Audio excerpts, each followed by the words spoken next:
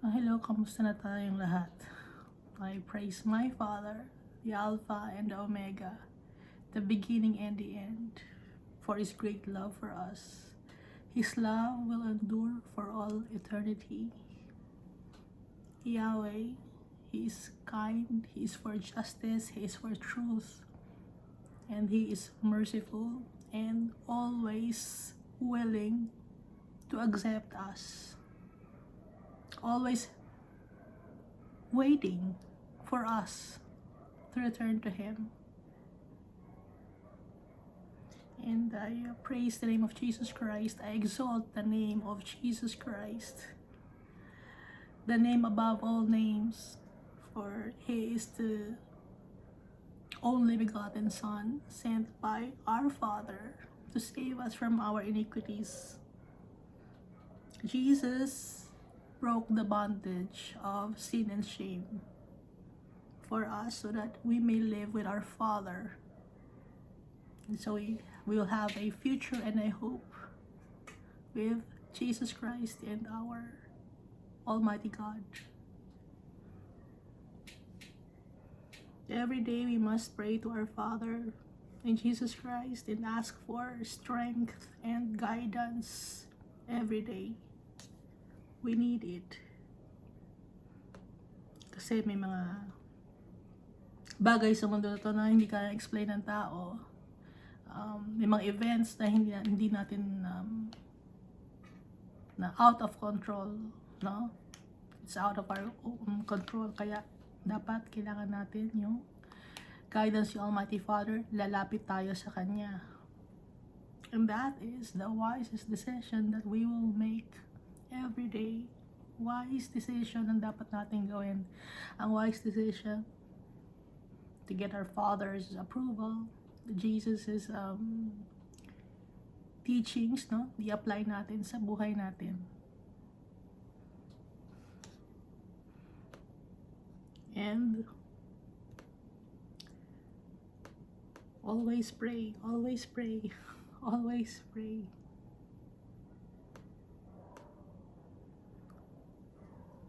Seek the advice of our Father, Jesus Christ. Lord, tama ba itong gagawin ko? Jesus, pwede ba ito?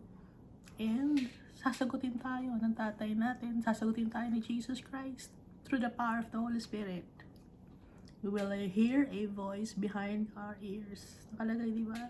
Nabasa natin sa Isaiah.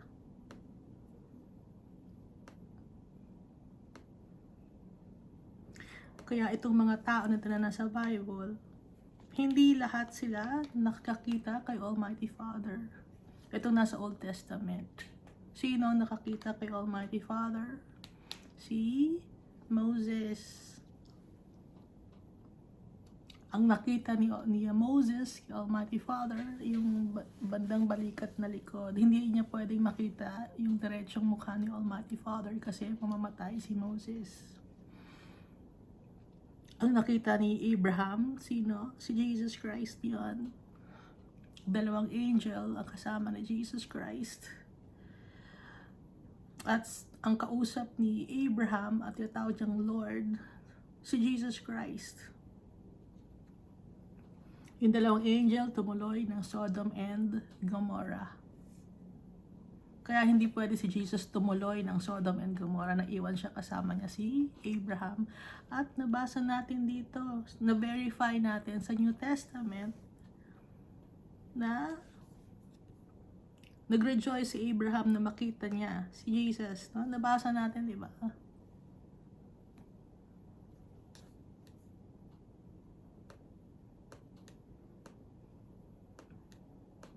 Kaya si Jesus, He is God like our Father. And so, we must exalt the name of Jesus Christ. Pero, hindi siya kumukuha ng honor.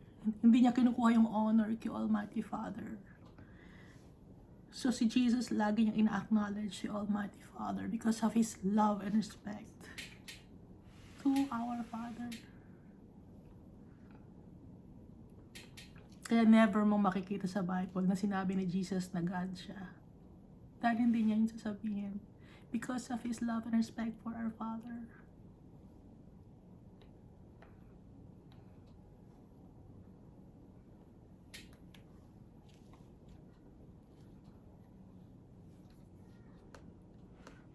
But Jesus has the power and authority to forgive sins like the Almighty Father. Yung mga prophet, hindi sila pwede magpatawad ng kasalanan ng mga tao. They have to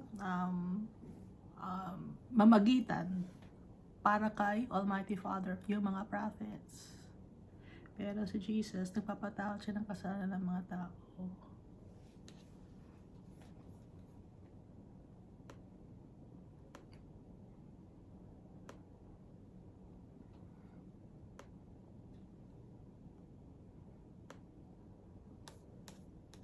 Anong sabi ni Jesus? Whatever you bind on earth will be bound in heaven. No? Nabigyan ni tayo ni Jesus naman ng authority. Dahil kaisa tayo ni Jesus, at ngayon kaisa na rin tayo ni Almighty Father, dahil kaisa ni Almighty Father, si Jesus Christ.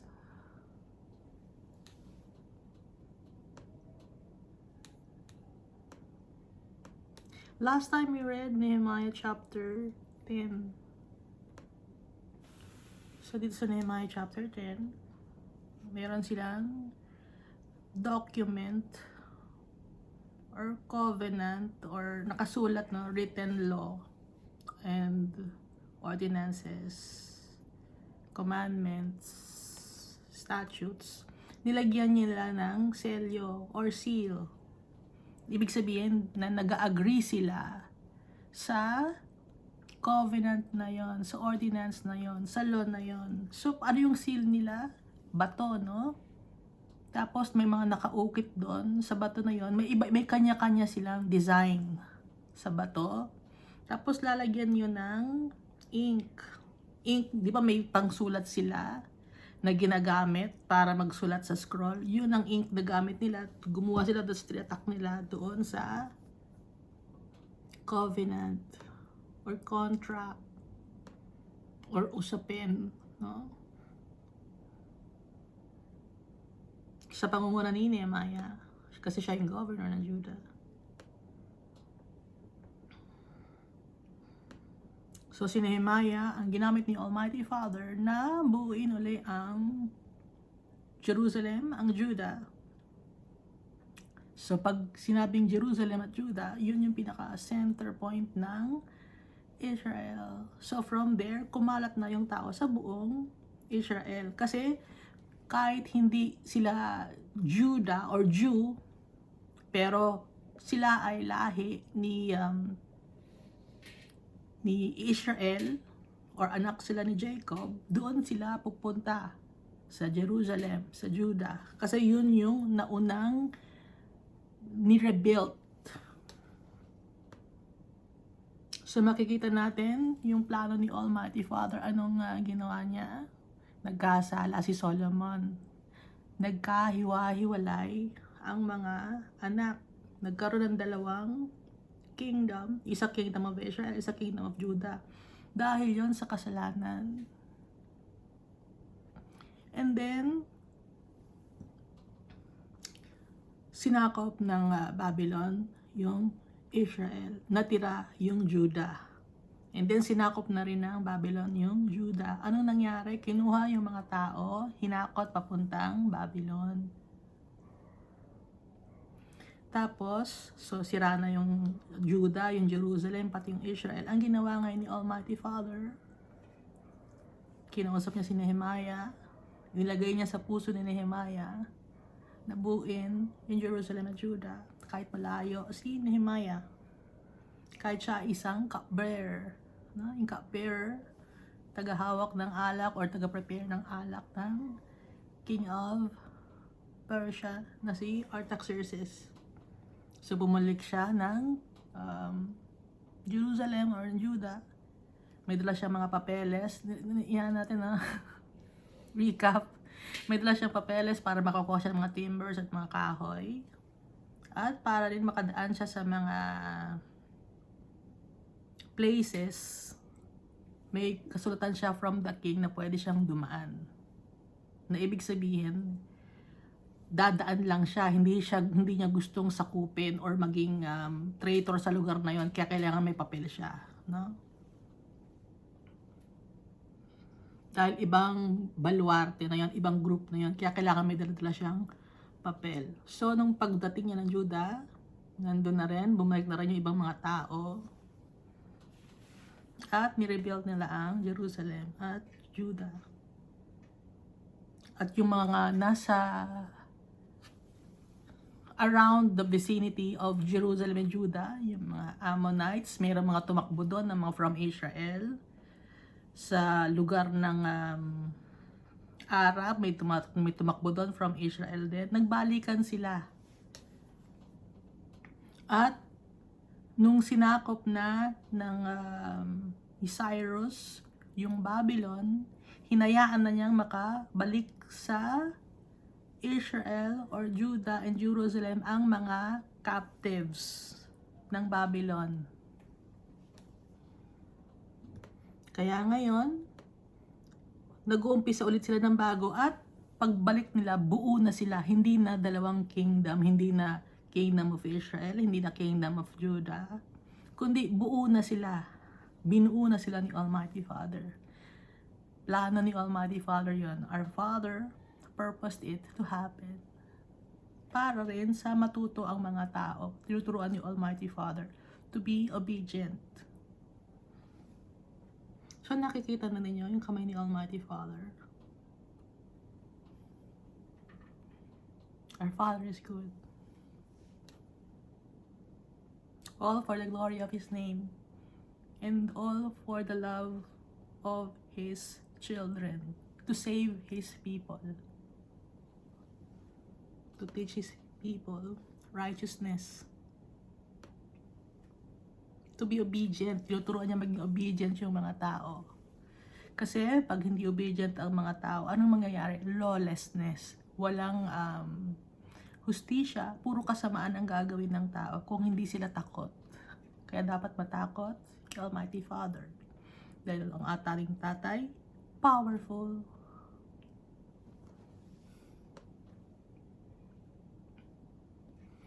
At dito rin, pinapakita na yung mga binanggit na ordinance nila, hindi sila magbibigay ng anak or hindi nila bibigyan ka ng mga anak bilang asawa sa ibang mga lugar na hindi nila kalahi, na mga hindi believers of the Almighty Father, dahil may tendency na maging corrupt yung kanilang mga daughters, or may tendency na maging corrupt yung kanilang mga anak na lalaki pag nag-asawa ng mga taong hindi taga kanila. At yung mga tao, dapat hindi sila magbebenta tuwing Sabbath day. Walang bibili at walang magbebenta. Because it is a holy day. Sa ngayon, yung holy day sa atin, ano yung holy day sa atin? Sabi niya, nagtatrabaho na tayo pag Sabbath day or Sunday. Pinapayagan tayo ni Almighty Father to work on Sunday and Saturday and every day of the week. Bakit? Ano ang rest day para kay Almighty Father? Ang rest day para kay Almighty Father ay makabalik tayo sa Kanya. And every day, we should follow the orders of our Father, the commands of our Father, every day. Hindi lang Sabbath day, hindi lang Sunday, or isang day lang sa isang week, kundi every day. At yung sinasabing Sabbath day, yun yung day na babalik tayo kay Almighty Father. Kaya nung si Jesus Christ, when He was crucified on the cross, nag-rest siya Sabbath day. He died, no? Namatay siya Friday. Tapos Sabbath day, yun yung rest day. So, asan siya? Nag-rest siya, no? Nung time na yon. And then, kailan siya nabuhay ulit? Sa first day of the week. Ano yung first day of the week? Sunday, yun ang first day of the week. Iniba ng isang religion. Iniba nila yung day. Pero kahit ibahin nila yung day, hindi naman yung day ang importante. Ang importante yung araw-araw, hindi lang Sunday. Araw-araw. We must follow our Father's commands. Apply the teachings of Jesus Christ in our lives.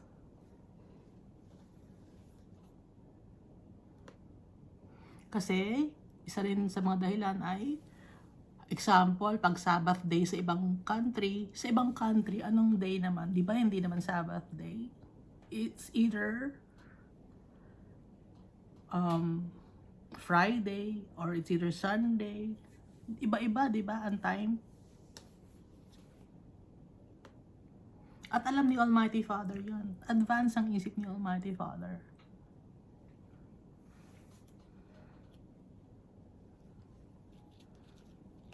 Kaya kung akala natin nakakalusot tayo kay Almighty Father, ipayag si Almighty Father, hindi, advance ang isip ni Almighty Father. Alam niyo yung larong chess?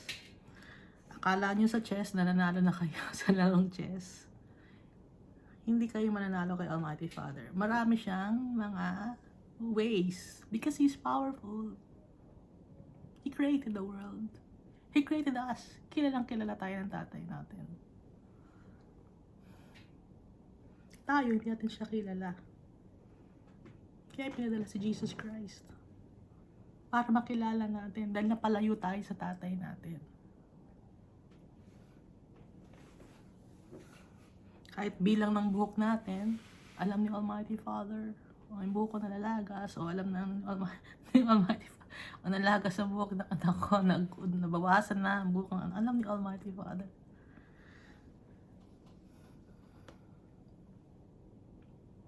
Ano pang nakalagay dito? Recap natin sa Nehemiah chapter 10. Yung pagko-collect ng utang, pag dumating na sa 7 year yung utang, hindi pa bayad, buburahin na yon. Sa ibang country, ina-apply ang law na yan. Hindi ko lang alam kung nasaan man kayo, asan ba kayo? At saka 1/3 of a shekel ibibigay sa house of God. Saan yung house of God? Sa temple of God. Pero ngayon, asa na yung temple? Dahil sinira na ni Jesus yung temple. Ang temple ni Almighty Father ay tayo. Dahil dumating na si Jesus Christ. So for the meantime, nung wala pa si Jesus Christ, yung temple, it's a building or it's a structure. Nung dumating na si Jesus Christ, nasira na yung temple, sinira na ni Jesus. Ibig sabihin, sa puso na natin nananahan, dahil malaki na ang sakop ni Jesus, ni Almighty Father. Nung una, ang sakop lang ay Israel. Nung dumating na si Jesus, kasama na tayo, mga Gentiles, kaya magpasalamat tayo kay Jesus Christ.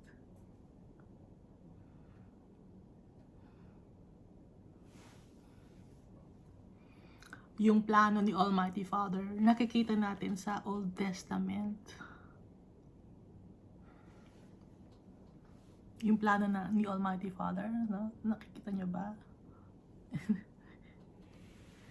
Yung comparison, no? Nandito sa Old Testament, hanggang ngayon, maiko-compare natin. Nagbe-verify.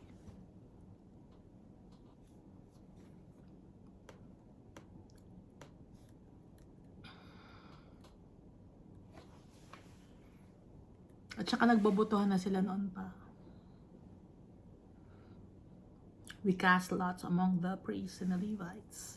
So, magbibigay naman ng wood offering dahil walang kerosene noon, walang gasol, walang kuryente. Kaya kailangan ng wood.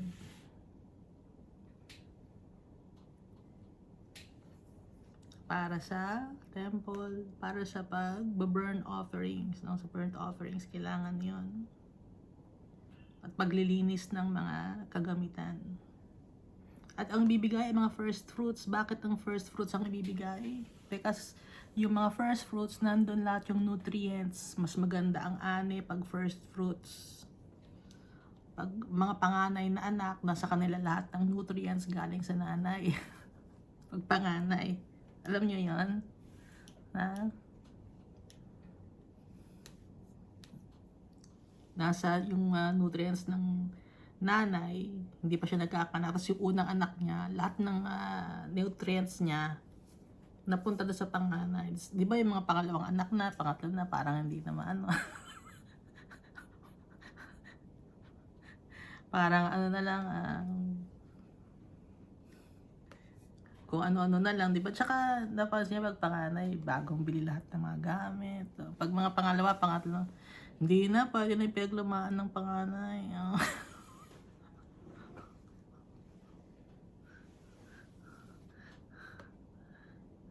Daya, no? Hindi, pero tanggap natin yan, di ba? Kasi, yun ang panganay. Especially pag lalaki.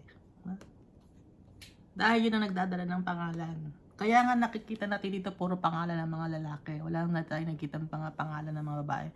Halimbawa, Hezekiah, son of ganyan, son of ganyan.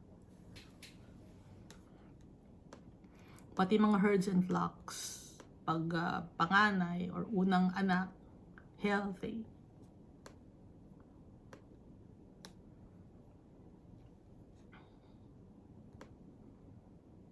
Pati ang mga gawang tinapay. Pati yung mga root crops na lang. Root crops or laman ng lupa. Laman ng lupa. Prutas ng lupa. Hindi naman siya prutas, di ba? Root crop na lang. Sinong mag-receive ng tithes? Levites. Levites ang mag-receive ng tithes. Walang iba. Kung hindi ka Levites, ba't ka tatanggap ng tithes? Utos ni Almighty Father to bring the tithes to our land, of our land, to the Levites.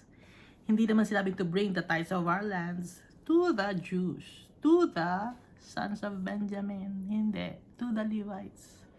To give the tithes of our lands to the Gentiles. Walang sinabi. Levites. Maliwanag na maliwanag. Kaya wag natin i-twist ang Bible para lang sa inyong selfish gain. Ginagamit niyo ang pangalan ni Almighty Father para yumaman kayo. So niyo dinadala yung tithes na binibigay sa inyo.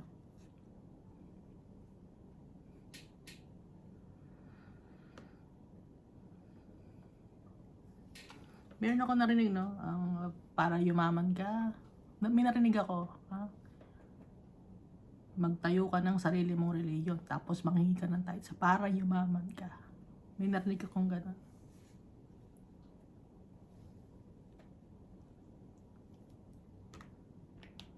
Ano yung panloloko? Scammers. Nagamit ang pangalan ng Almighty Father. Hindi ako nagtatayo ng reliyon. Binabasahan ko kayo ng Bible. Sabi ko sa inyo ang totoo. I want to please my Father.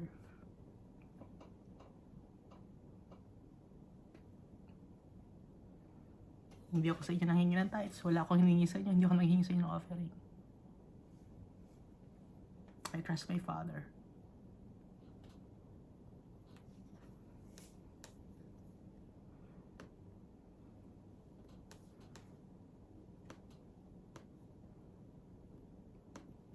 So, ang mga descendants of Aaron, kasi si Aaron, isa siyang Levite. Si Moses, siyang Levite, si Moses.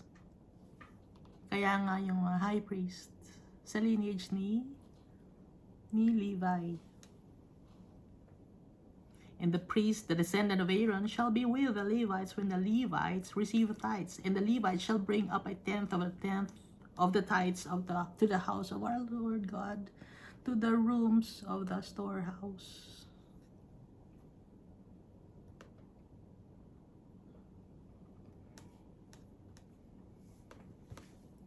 So ngayon, ang temple natin, katawan natin, we will not neglect the house of our God. Ang temple ng Almighty Father, tayo. church tayo. When we gather together as one, we are the church of our Jesus Christ, of our Father. May iba-iba tayong mga role as a church. May singer, or merong sa choir, merong usher, may nagsaserve sa gate, merong MC, hindi lahat tagasalita, no? Ano pa? Iba-ibang role meron ang church. Hindi building ang church. Ang church, tao, tayo, because we are the bride of Jesus. The church is the bride of Jesus. So, dito tayo sa Nehemiah chapter 11.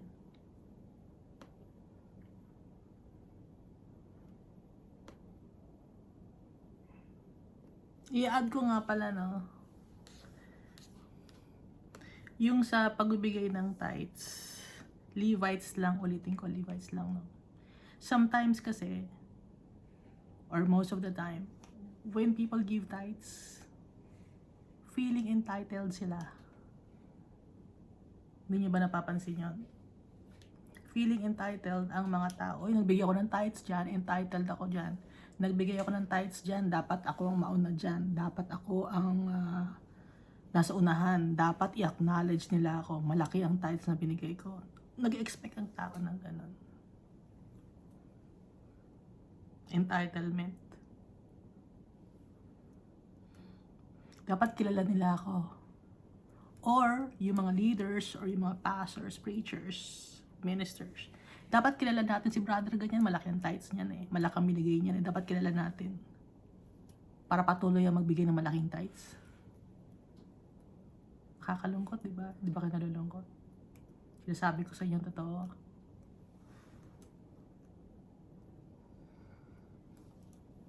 So, kawawa naman yung mga tao na may hirap o yung mga hindi nagbibigay ng tithes.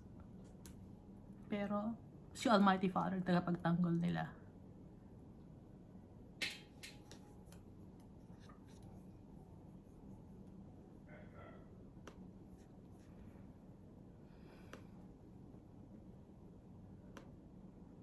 Yung pagbibigay ng tithes, nagiging ano pa yun, nagiging proud pa yung tao. Eh, nakipagbigay naman ako ng tithes eh. Masisave na ako. Nagiging, ano pa, prideful pa ang tao. Hindi nila alam. Tithes is only for the Levites. At ang mga worthless shepherd naman, kumukuha ng oportunidad. Sila mismo, sinisira nila ang flock nila. Si Jesus Christ, He's the good shepherd. Ginagather niya yung kanyang mga flock. Inaayos niya. Minamahal niya lahat, pantay-pantay. Pero yung mga worthless shepherds, anong ginagawa nila? Minamahal lang nila yung nakakapag-produce ng malaking revenue sa kanila. Yun lang ang kinikilala nila. O ito yung magandang flock ko. Dito to, yung mga pangit doon na sa gilid yan. Pero si Jesus Christ, lahat ng flock importante sa kanya. Lahat ng mga tao. Yun ang pagkakaiba ng worthless shepherd sa good shepherd, si Jesus Christ. Kaya si Jesus Christ dapat ang gagayahin natin. Yung katuruan ni Jesus Christ sa Bible.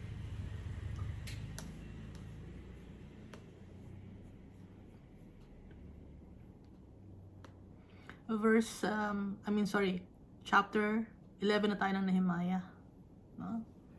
Now, the leaders of the people dwelt at Jerusalem. The rest of the people cast lots to bring 1/10 to dwell in Jerusalem, the holy city, and 9/10 were to dwell in other cities. So, sa pag-10 na tao, pumipili sila ng isang tao para manirahan sa holy city, sa Jerusalem. So, yung the rest ng 9 na mga tao, sa ibang city naman. Kasi yung Judah, hindi lang naman isang city yon na Jerusalem lang. Meron pang ibang mga city, madami. Pero, sa pag 100, pumipili sila ng 10. So, 1/10, no? Verse 2, and the people blessed all the men who willingly offered themselves to dwell at Jerusalem. At may mga tao na willing sila na tumira sa Jerusalem. So the people blessed all the men to live or dwell at Jerusalem.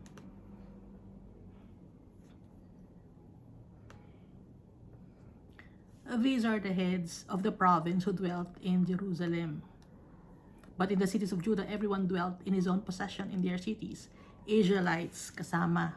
So, ibig sabihin, kahit hindi sila Judah, lineage of Judah, or Benjamin, kasama sila.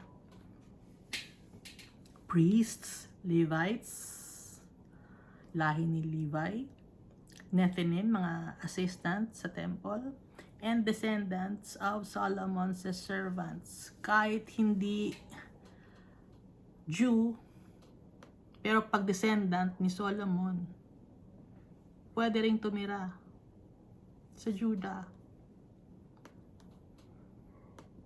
Descendant ng servant ni Solomon.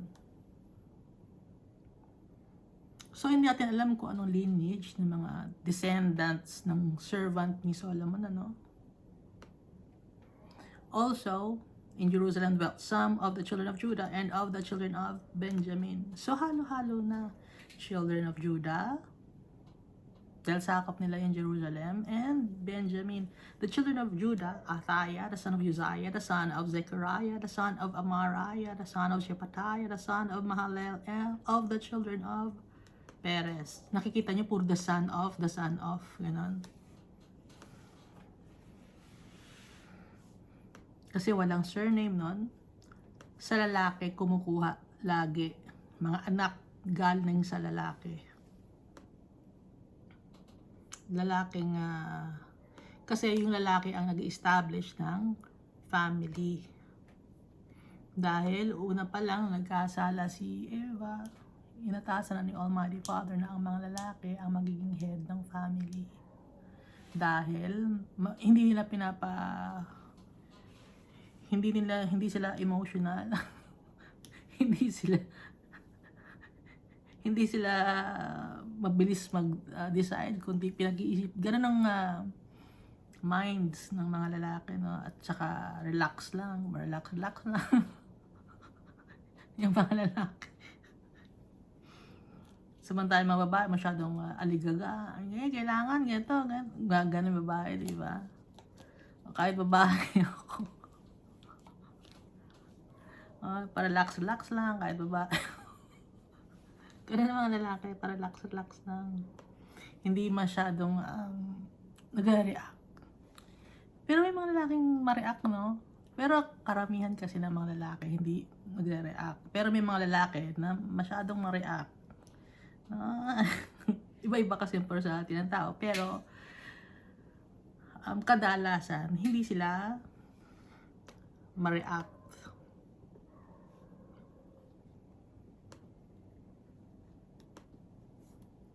Verse 5, and Maaseiah, the son of Baruch, the son of Kol-Hoseh, the son of Haziah, the son of Adaiah, the son of Joarib, the son of Zechariah, the son of Shilonai. All the sons of Perez who dwelt at Jerusalem were 468 valiant men. Sons of Perez. Si Judah, di ba dalawang naging anak niya kay Tamar, na kanyang daughter-in-law. Hindi niya alam na daughter-in-law niya si Tamar, si Judah. So isa sa mga anak niya, sino? Si Perez. Kambal yung naging anak niya kay Tamar.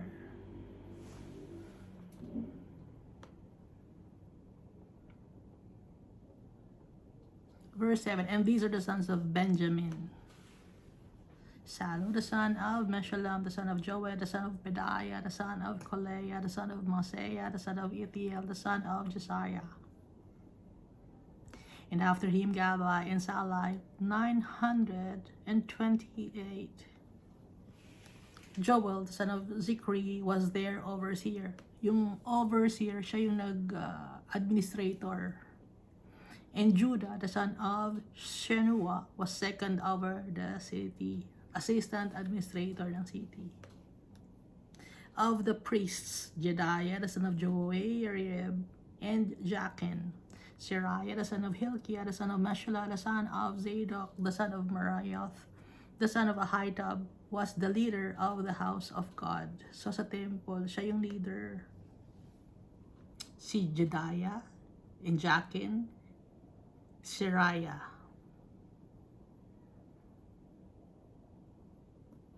So si Jedaiah. Ang dami kasing binanggit na pangalan, di ba? Hindi mo alam dito kung asan dito yung leader kasi Jedaiah, the son of Joarib, and Jachin, Seraiah, the son of Hilkiah, the son of Meshullam, the son of Zadok, the son of Meraioth, the son of Ahitub, was the leader of the house of God. So yung naunang pangalan, si Jedaiah, and Jachin.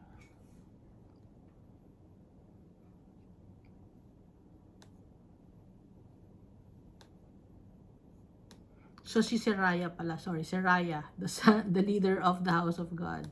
Yung priests, si Jedaiah at saka si Jachin. Verse 12. Their brethren who did the work of the house were 822. And Adaiah, the son of Jeroham, the son of Pelaliah, the son of Amzi, the son of Zechariah, the son of Pashur, the son of Malchijah, and his brethren, heads of the fathers' houses, were 242. And Amashai, the son of Azarel, the son of Ahai, the son of Meshillemoth, the son of Immer, and their brethren, mighty men of valor, were 128. Their overseer was Abdiel, the son of one of the great men. So ang nagbabantay ay si Sabdiel. Siya yung administrator dun sa house, dun sa who did the house of the Lord. Their brethren who did the work of the house. Dami, di ba? Na nakabalik.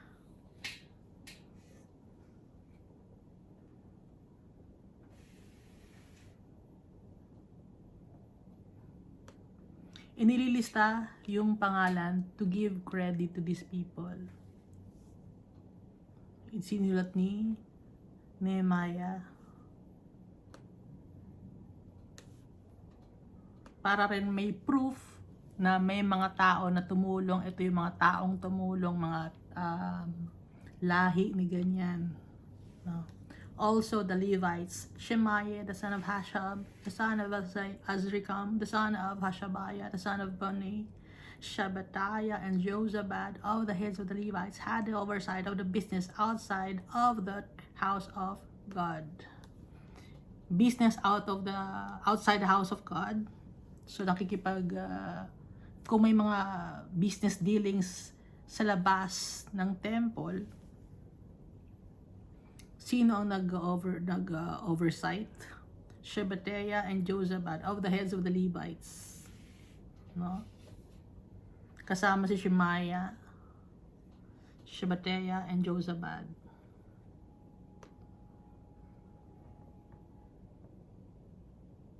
Kasi may mga kailangan ding mga gamitin para sa temple, gaya ng mga, kung may mga kulang na materials, or like mga fabric, mga gagamitin ng mga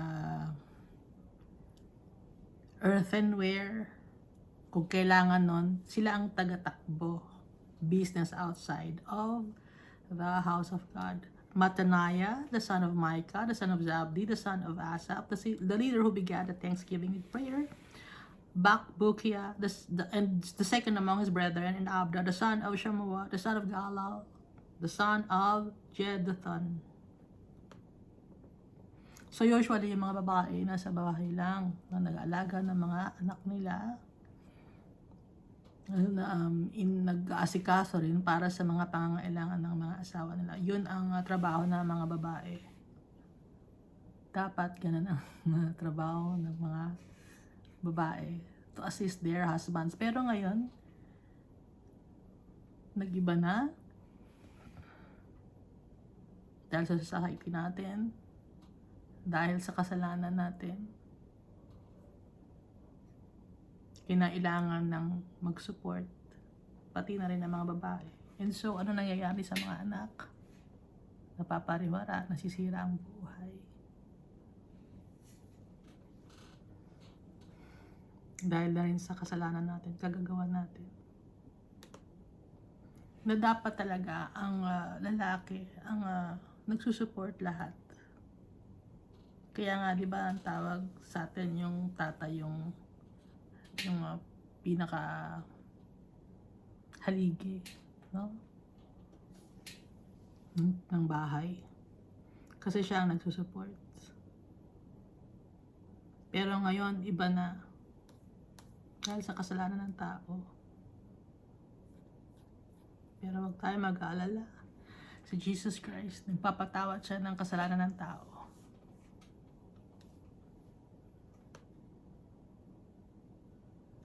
Verse 17, Mataniah, the son of Micah, the son of Zabdi, the son of Asaph, the leader who began a thanksgiving prayer, Bakbukia, the second among his brethren, and Abda, the son of Shammua, the son of Galal, the son of Jeduthun, all the Levites in the holy city were 284.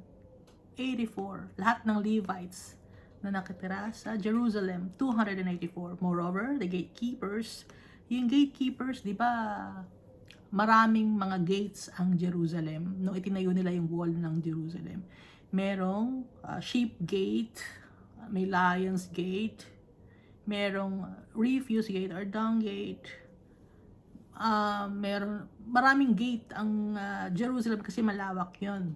Kasi kung isang gate lang ang Jerusalem, ang layo pa ng iikutan mo, pupunta ka pa sa kabilang dulo para sa water gate naman. Kaya may mga kanya-kanyang gate doon. Parang shortcut.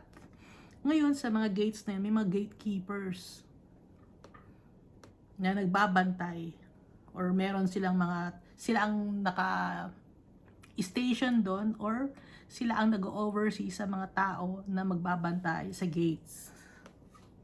Si Jacob, Talmon, and their brethren who kept the gates were 172. So, 24 hours yon yung bantay sa gate na yon. Salin-salinan sila. Relyebo sila. Parang ngayon, di ba, pag may mga gates kayo, nagkakaroon ng shifting. Shifting din to. Kaya ba daming gatekeepers? Kasi nga, maraming gates ang Jerusalem. Kasi malawak yung Jerusalem. Verse 20. And the rest of Israel, of the priests and the Levites were in all the cities of Judah, everyone in his inheritance. And the rest of Israel, binanggit dito. Hindi lang Judah, no? Of the priests, pati ng Levites, were in all the cities of Judah, everyone in his inheritance. Verse 21. But the Nethinim dwelt in Ophel, and Zihah and Gishpa were over the Nethinim. Alam naman natin yung Nethinim, di ba? Mga assistant sila ng temple. Saan sila nakatira? Sa Ophel. So si Zihah and Gishpa were over the Nethinim. Verse 22, also the overseer of the Levites at Jerusalem was Uzzi, the son of Bani, the son of Hashabiah, the son of Mataniah, the son of Micah, of the sons of Asaph, the singers in charge of the service of the house of God. May singers din na choir. Kasi yung singers, kakanta sila para kay Almighty Father, to give praise to the Almighty Father, to worship the Almighty Father. Kaya ang temple may singers.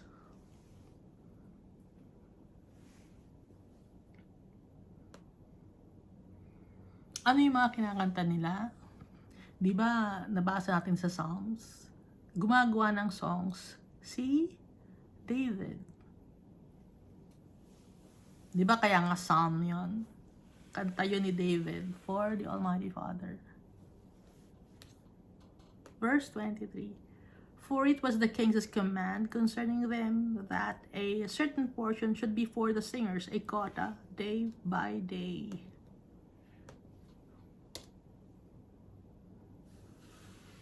May portion din ang mga singers. May quota sila day by day. Kasi nga, every day we must praise our Father. So yung mga singers, every day din sila kakanta to worship the Almighty Father.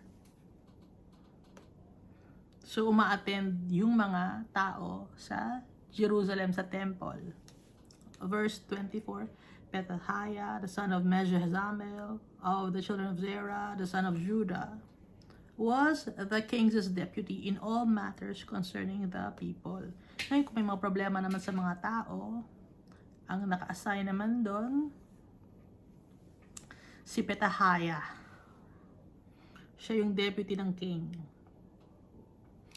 Gusto ko lang i-add, no? Yung king, may king. Merong governor. Ang nakakataas sa governor ay king. Ang nakakataas sa king ay ang isa pang king, or ang ibang tawag ay emperor. Alam nyo, no? Like for example, sino nga to?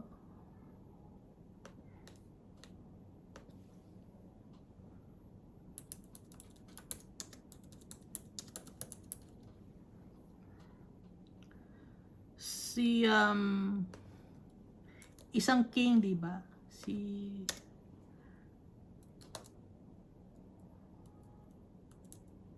Zedekiah, isa siyang king.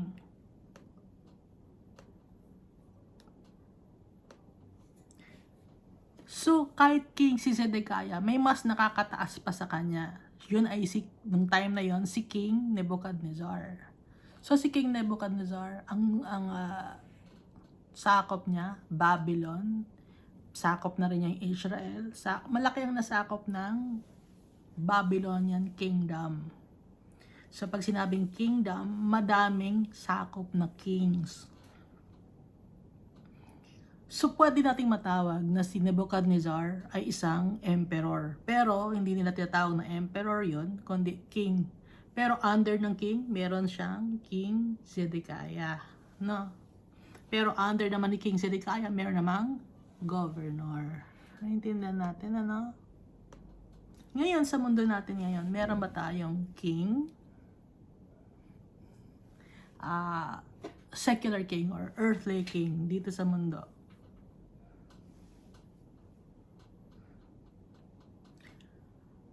Dati, hindi tayo nakakapag-import or export from other countries. Ngayon, mura na yung mga gawang China, gawang Thailand, gawang Vietnam. Naging open na ang import and export nung year 1990s. Buhay na ba tayo noon? Matanda na ako, 1990s, mga na ako noon, 82 na ako noong 1990s.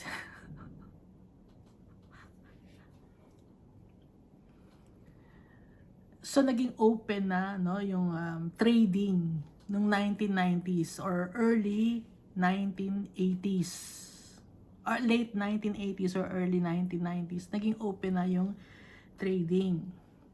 So mabilis na ang palitan ng mga goods and services sa buong mundo. At nagkakausap-usap na yung mga leaders of the countries, different nations. And sa different nations na yon, bawat nation, di ba, merong president, di ba?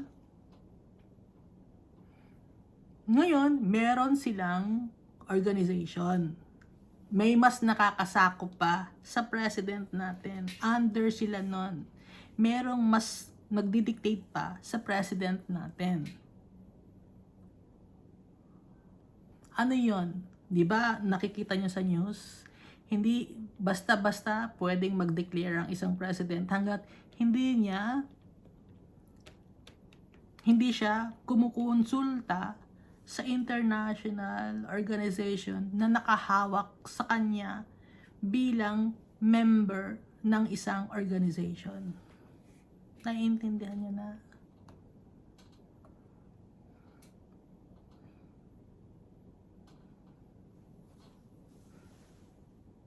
So ngayon, tayo ay nabubuhay sa isang bagong kingdom. Kahit iba-iba ang country natin, may mga president ng kanya-kanyang country, hindi pwedeng magdesisyon ng isang country ng pangkanyang sarili lang kung hindi niya ikukonsulta sa mas mataas na posisyon na nasa international. So tayo ngayon ay nasa isang kingdom. Aware ba kayo doon?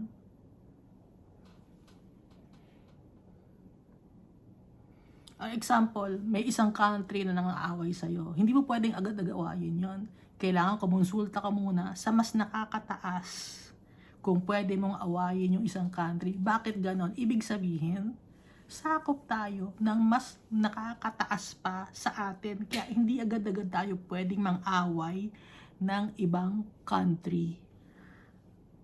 Or hindi agad-agad tayo pwedeng gawa ng policy nang hindi natin inihingi ang advice ng mas nakakataas pa sa bansa natin dahil member ang bansa natin ng isang mas malaki pang organisasyon na hawak yung buong mundo.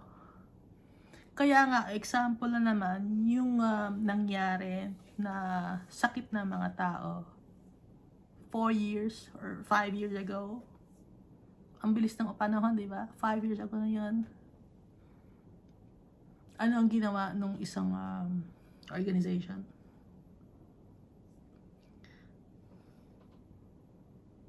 Nag-decide yung sa organization na lahat ng bansa sa buong mundo ay dapat mabigyan ng gamot. So, ibig sabihin, yung namumuno ng country natin, hindi siya pwedeng mag-decide on his own. Kailangan niya ng desisyon ng mas nakakataas pa sa kanya. Kaya tayo ngayon, hindi man kayo aware, nasa isang empire na tayo ngayon. May namumuno sa atin. Kaya nga, yung palitan ng mga goods and services, mabilis na. Naiintindihan ninyo? Kasi nga, naging isang buong grupo na tayo ng empire. Parang yung time ng Babylon or parang yung time ng Persia. Na isang empire na tayo.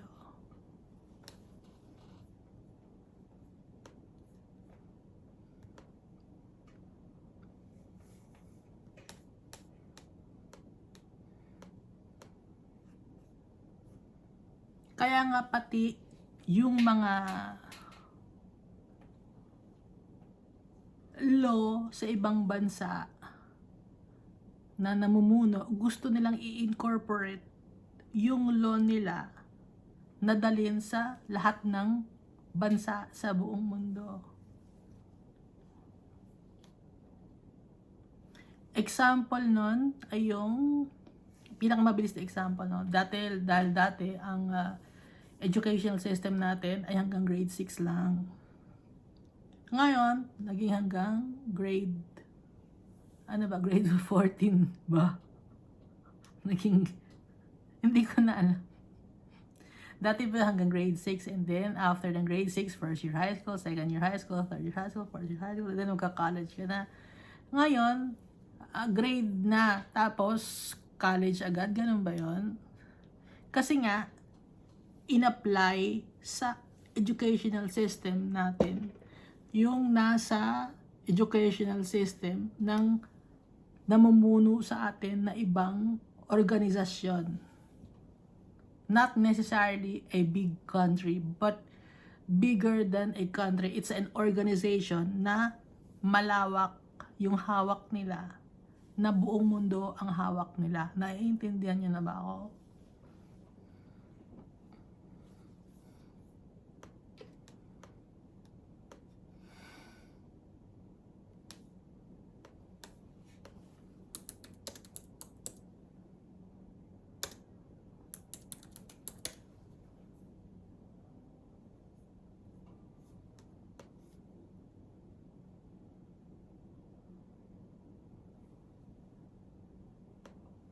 O hindi nyo alam, hindi nyo ako naiintindihan.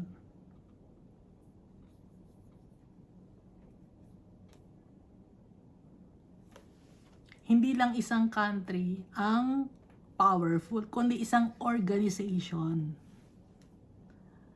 Doon sa organization na yon, nandun nagtatago yung beast.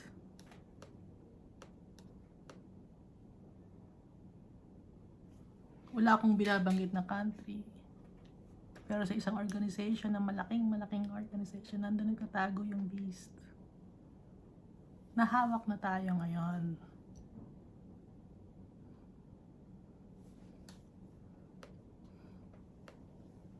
Naintindihan nyo na? So, itong nasa Bible na pinag-aaralan natin, na pinapabasa sa atin ni Almighty Father, applicable ito hanggang ngayon. Kaya nga, nandito sa atin ang Bible. Pinapaintindi sa atin ni Almighty Father. Ha?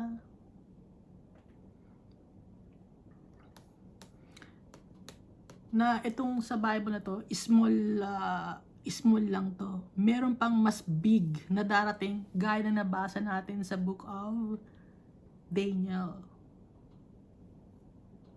Okay? So, dito tayo sa verse 23. Sumegway lang tayo ron, ano? Para lang maintindihan ninyo yung mundo. Verse 23.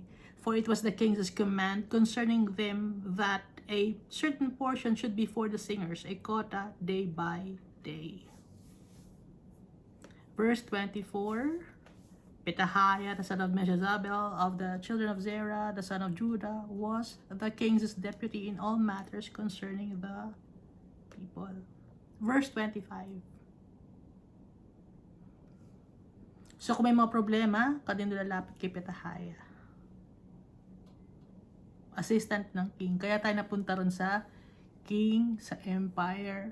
At may empire ngayon na hindi nila tinatawag na empire, na meron silang goal for the whole earth. Na hindi nila sinisik ang guidance si Almighty Father. Hindi na tinatanong si Almighty Father about issues of the world. Dahil they don't want to acknowledge the Almighty Father. At dun sa organization na yan, dun nakatago ang the beast. So dito tayo sa verse 25. And as for the villages with their fields, some of the children of Judah dwelt in Kirjath Arba and its villages, Dibon and its villages, Jekabzeel and its villages, in Jeshua, Molada, Beth-Belet, Hazar Shual, and Beersheba and its villages. So may mga village din ito, no? Or city or district. In Ziklag, in Mekona and its villages, in Rimmon, Zorah, Jarmuth, Zenoa, Adullam and their villages, in Lachish and its fields, in Azekah and its villages. They dwelt from Beersheba to the valley of Hinnom. Also, the children of Benjamin from Geba dwelt in Michmash, Agia, and Bethel and their villages. In Anathoth, Nob, Ananiah, in Hazor, Ramah, Gittaim, in Hadid, Zeboam, Nebalat, in Lod, Ono, and the Valley of Craftsmen. Pag sinasabing Valley of Craftsmen, dito nakatira yung mga craftsmen, kasi Valley of the Craftsmen, mga magkakamag-anak sila, doon sila nanirahan, doon sila nakakapagtayo, doon sila nagtutulong-tulong, kaya natawag na Valley of Craftsmen. So tayo rin dito, di ba? Example, saan ba magagaling yung mga taong magluto? O, di ba may mga lugar na doon maraming mga pagkain pwedeng lutuan or masarap magluto. Saan ba yung lugar na magaganda gumawa ng mga furnitures? O doon sa magaganda gumawa sa Pampanga. Saan magaganda gumawa ng mga statue or lililok? sa Paete. Ganon. Kaya ito, Valley of Craftsmen. Kasi sila mismo, yung mga nakatira doon, magaganda yung kanilang mga gawa, mga craftsmen sila.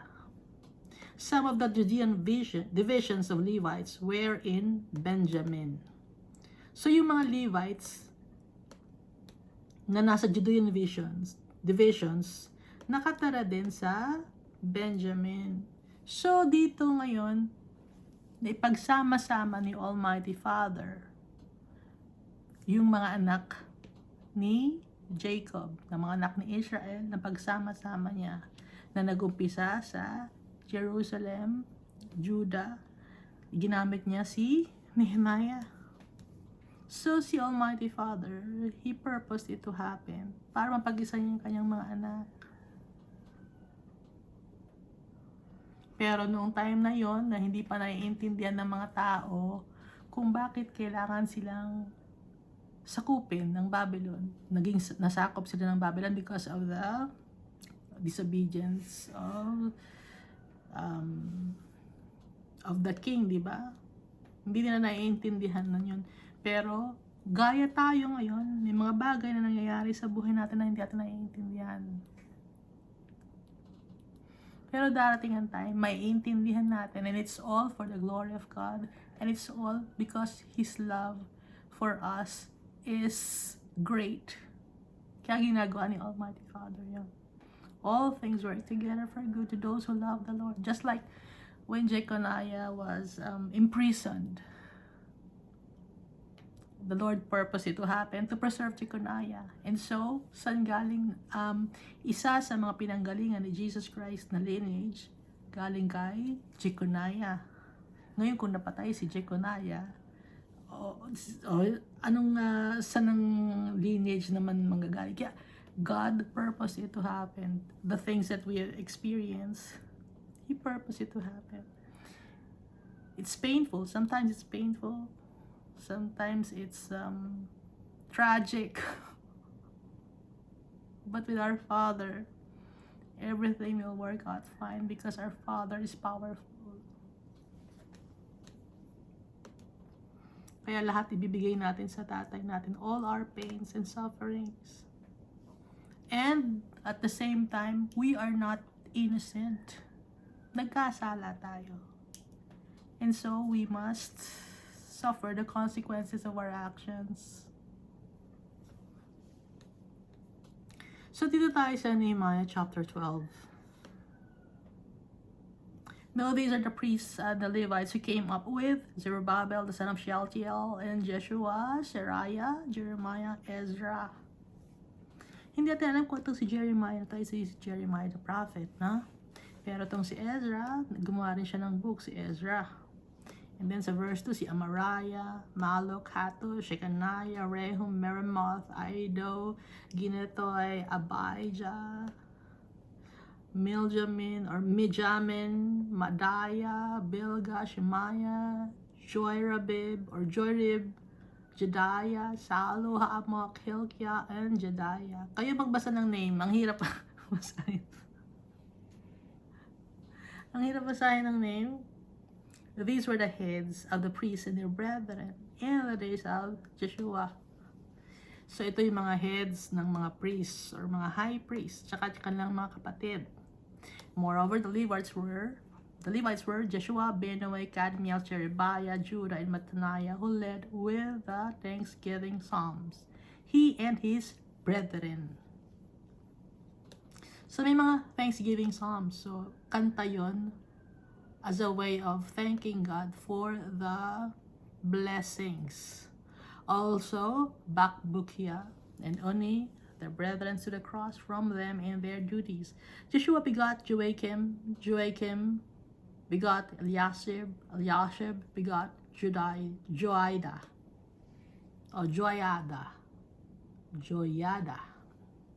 So, pag sinasabing bigat, no, anak, si Joshua, naging anak niya si Joachim, naging anak ni Joachim si Eliashib naging anak niya si Joiada begot Jonathan, and Jonathan begot Jaddua. Now in the days of Joachim, the priests, the heads of the fathers' houses were Seraiah, Meraiah, of Jeremiah, Hananiah.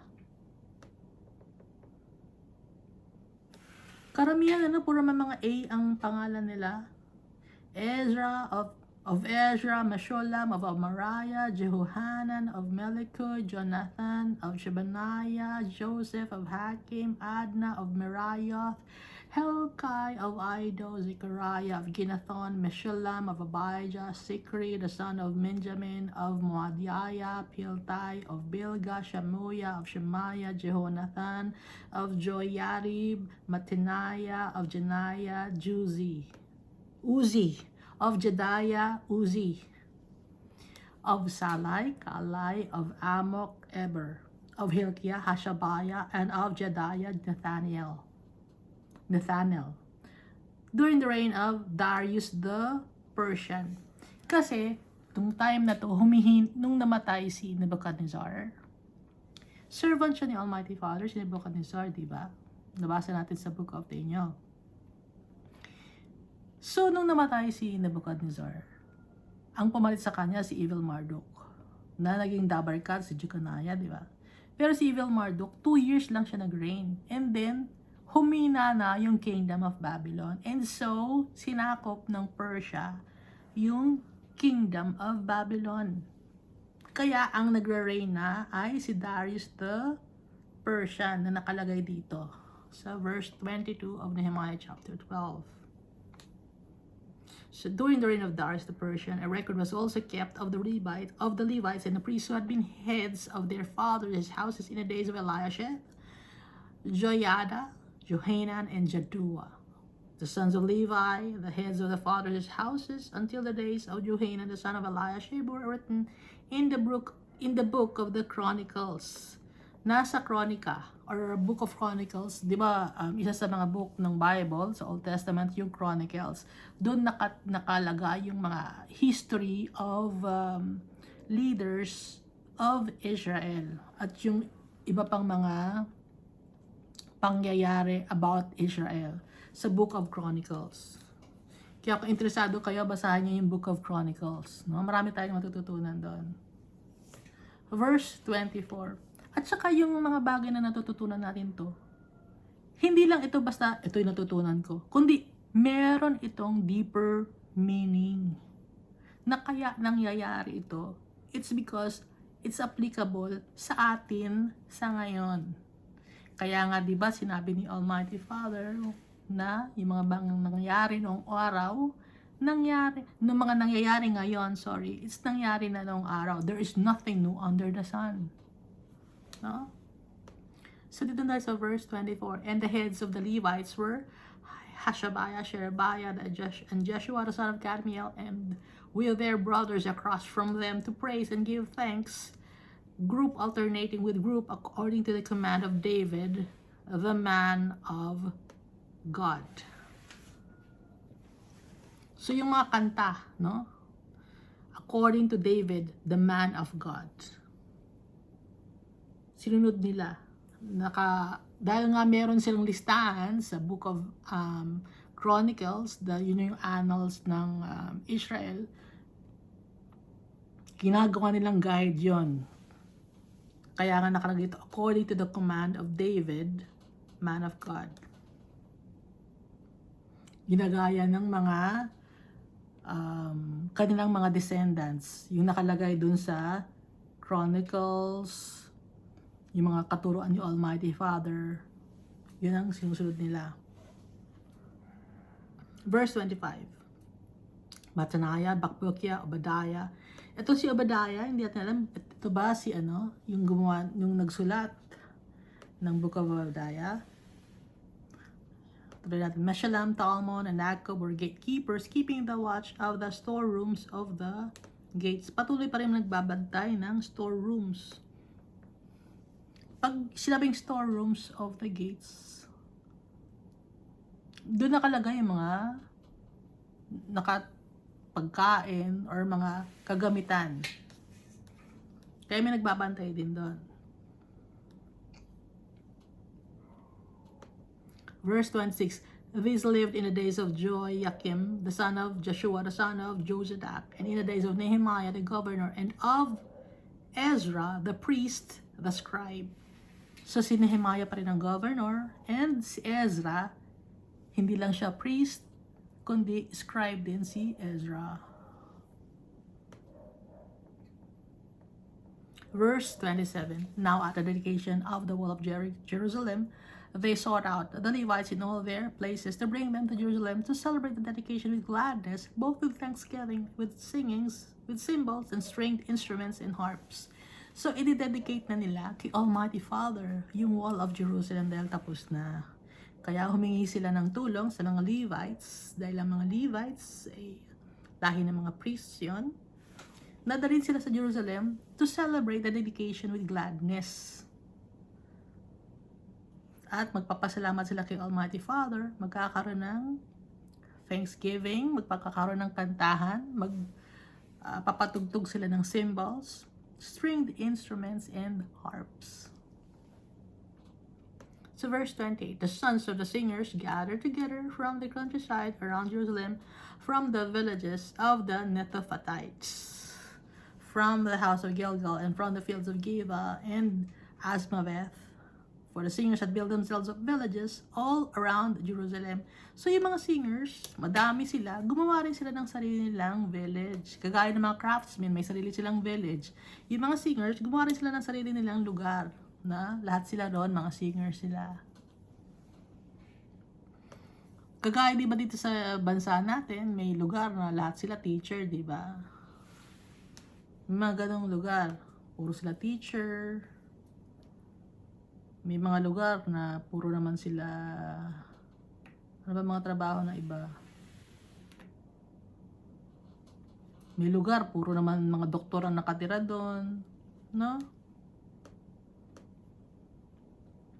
Verse 30, then the priests and Levites purified themselves and purified the people, the gates and the walls. So, kailangan nilang ma-purify, maghingi sila ng tawad kay Almighty Father. At the same time, they will have to clean themselves para maging katanggap-tanggap sila kay Almighty Father.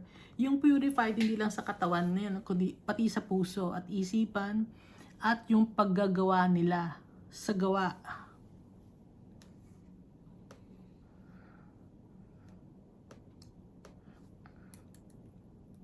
At yung pagpipurified ng gates and walls, kumukuha sila ng leaves ng hyssop tree. Pinapagpagan yung mga gates para matanggal yung mga bacteria. Dahil nga, yung hyssop tree, yung leaves nun, meron antimicrobial properties na up to now ginagamit. Ang tawag ng gamot na yun ay Ezovir, na meron yung Acyclovir na pwedeng panggamot sa mga taong merong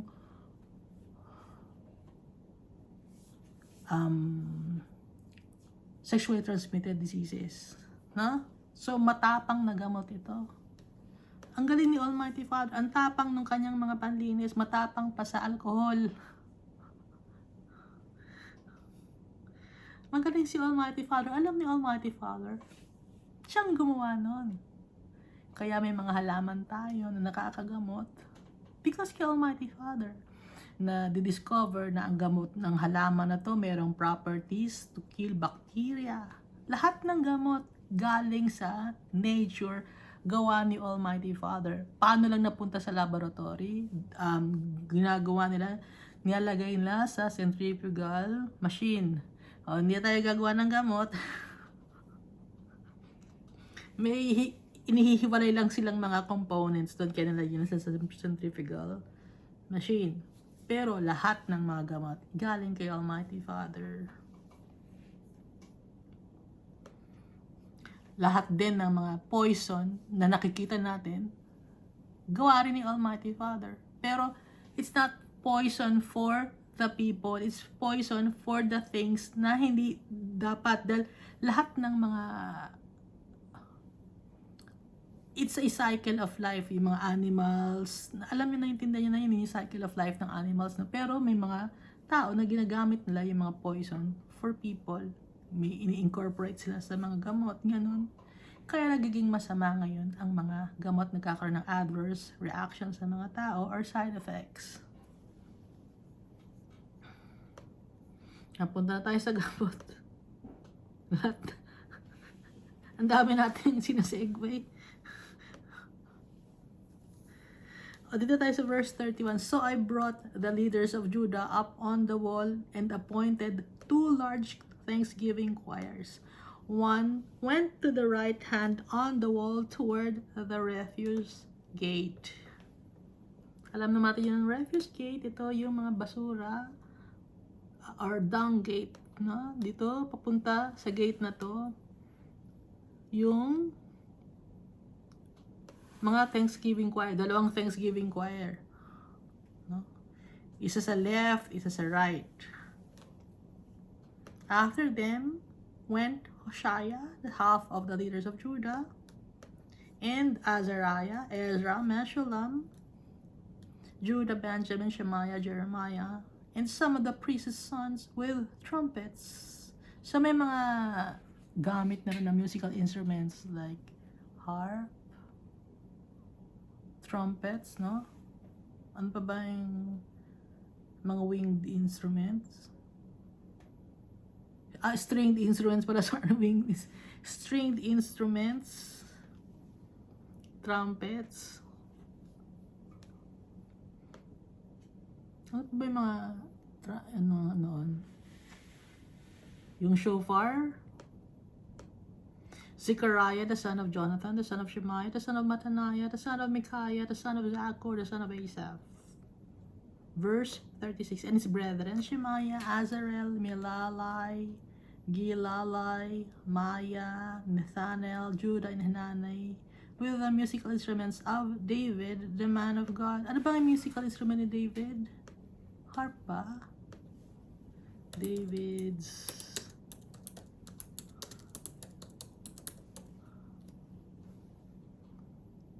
lyre, sorry. Lyre or kinnor. Ancient Hebrew lyre. Ang tawag ay kinnor. Hindi ako marunong maggamit ng mga string instrument. Gusto ko matuto, no? Pero hindi ako madunong. So, ang may hawak-hawak ng mga kinnor, si Shemaiah, Azarel, Milalaya, Gilalaya, Maya, Nathanael, Judah, and Hanani. And Ezra the scribe went before them. So, pinangungunahan ni Ezra. So, parang si Ezra marunong din siyang gumamit ng kinnor.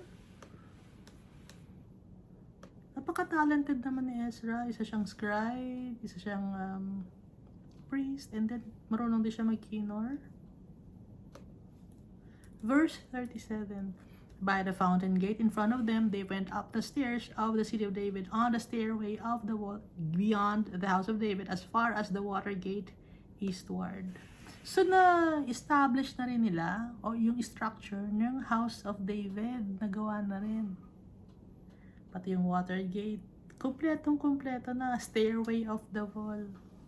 Napakagaling ni Almighty Father, kaya nga, sabi diba ng mga tao, hindi magagawa ng tao to, kamay ni Almighty Father ang gumawa nito.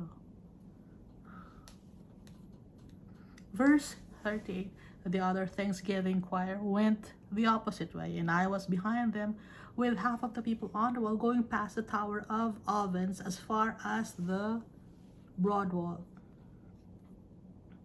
And above the gate of Ephraim, above the old gate, above the fish gate, the tower of Hananel, the tower of the 100, as far as the ship gate, and they stopped by the gate of the prison. So may prison gate din sa Jerusalem.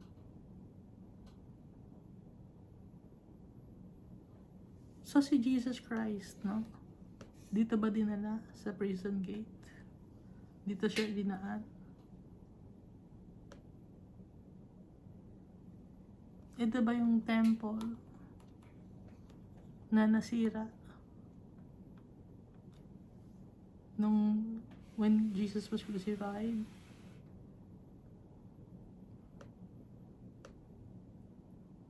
Verse 40. So the 2 Thanksgiving choirs stood in the house of God. Likewise, I and half of the rulers with me, sabi ni Nehemiah, Dalawang Thanksgiving choirs for the house of God.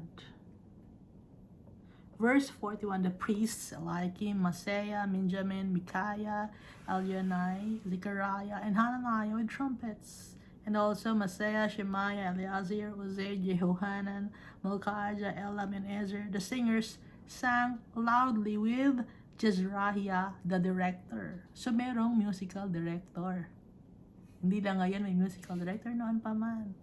Para kay Almighty Father. Verse 43, also that day they offered great sacrifices and rejoiced for God.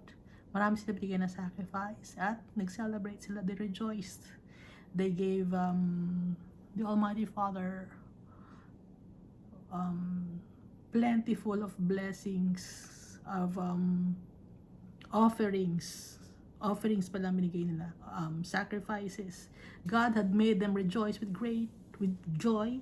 The women and the children also rejoiced, so that the joy of Jerusalem was heard afar off. Malakas yung kanilang mga music. Kaya kahit malayo, dinig na dinig yung celebration ng mga tao. Tuwan-tuwa sila dahil nabuo na yung kanilang lugar. Verse 44. And at the same time, some were appointed over the rooms of the storehouse for the offerings, the first fruits and the tithes, to gather into them from the fields of the cities the portions specified by the law for the priests and Levites. For Judah rejoiced over the priests and the Levites who ministered. So may mga in-appoint, no, na mga tao na magdabantay sa mga offerings, sa mga first fruits, sa mga tithes. Verse 45, both the singers and the gatekeepers kept the charge of their God and the charge of the purification according to the command of David and Solomon his son. So merong mga purification ritual na ginawa according sa utos ni David at saka ni Solomon. Yun ang ginawa ng mga tao to purify themselves. Verse 46, in the days of David and Asaph of old, there were chiefs of the singers and songs of praise and thanksgiving to God. Kasi nung panahon ni David at saka ni Asaph, merong mga nag-oversee sa mga singers at sa mga kanta ng pasasalamat at papuri para kay Almighty Father. Gumagawa talaga sila ng songs for the Almighty Father, to give thanks, to praise Him, to glorify the name of our Father. Verse 47, in the days of Zerubbabel and in the days of Nehemiah, all Israel gave the portions for the singers and the gatekeepers, a portion for each day. So araw-araw may portion yung singers, pati ang mga gatekeepers. So, hindi sila selfish. Lahat sila nabibigyan ng blessings. Yung mga singers, yung mga gatekeepers, lahat. Kaya lahat ng tao, masaya. Hindi nagsiselfish yung mga tao. Hindi sila stingy. Hindi sila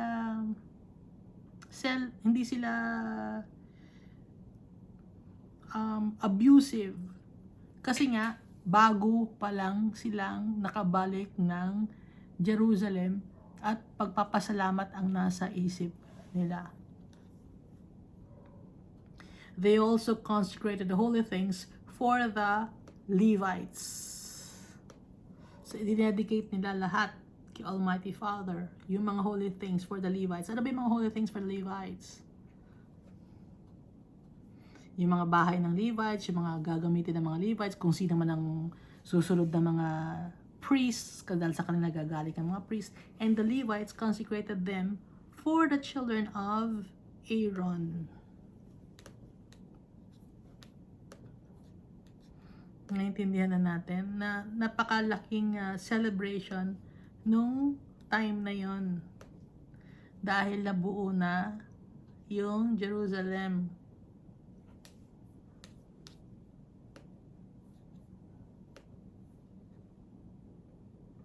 Kaya nakahiwalay ang mga gamit ng mga Levites. Dahil importante yon pag Levites, special yon kay Almighty Father. Kaya laging binabanggit ang mga Levites. Kasi nga, ang mga Levites, wala silang manang lupa. At tanggap nila yon. Kaya binigyan sila ni Almighty Father ng tithes para sa kanila ibigay.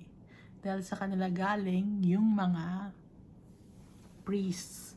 Ngayon, tayo, bilang mga anak ni Almighty Father, tayo ang holy nation, ay royal priesthood. Darating ang panahon, pagkasakasama na natin, yung tatay natin. So, lahat na tayo, royal priesthood, ay holy nation. Hindi lang Levites yung nakaseparate as royal priesthood, kundi tayo ng lahat ng mga nagtitiwala kay Almighty Father at may pananampalataya kay Jesus Christ.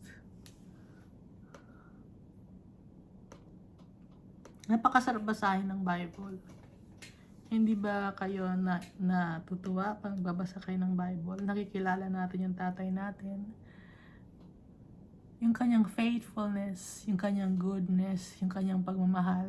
Simula't simula pa hanggang ngayon na-experience natin. At kaya tayo nakaka-experience ng punishments, trials, and tribulations is because of the repercussions of our past mistakes para hindi na natin ulitin. Para matuto tayo, para makuha natin ang ating inheritance. Ginagawa ni Almighty Father yon because He loves us so much. He's faithful. He cannot deny Himself of loving His creations. Tayo ang creations niya. Hindi niya ma-deny. Dahil gawa tayo with love. Na kahit si Jesus, ipinababa niya for us to be saved. How great the Father of love for us is. Immeasurable. Hindi mabibilang yung pagmamahal ni Almighty Father. And so, tayo ang sinisira ng kaaway to hurt our Father.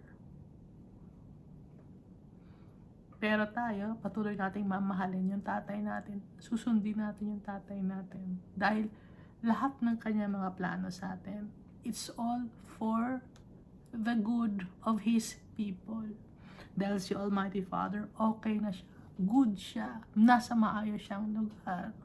Kasama niya yung mga kanyang mga heavens, yung kanyang sa heaven, yung kanyang mga angels, and all the souls of the people who trusts Him. No? Ngayon, tayo ngayon, hindi pa natin kasama si Almighty Father, but He is guiding us. He is with us.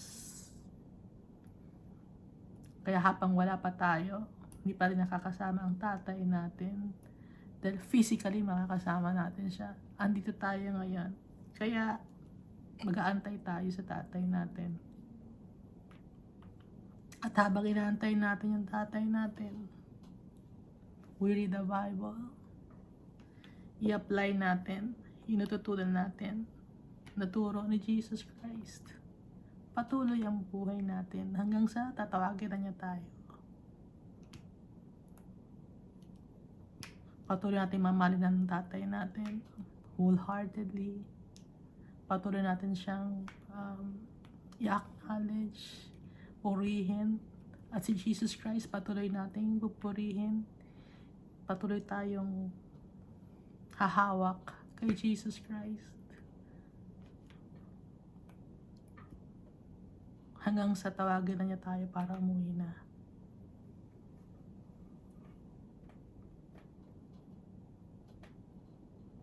Thank you, and God loves us all so much.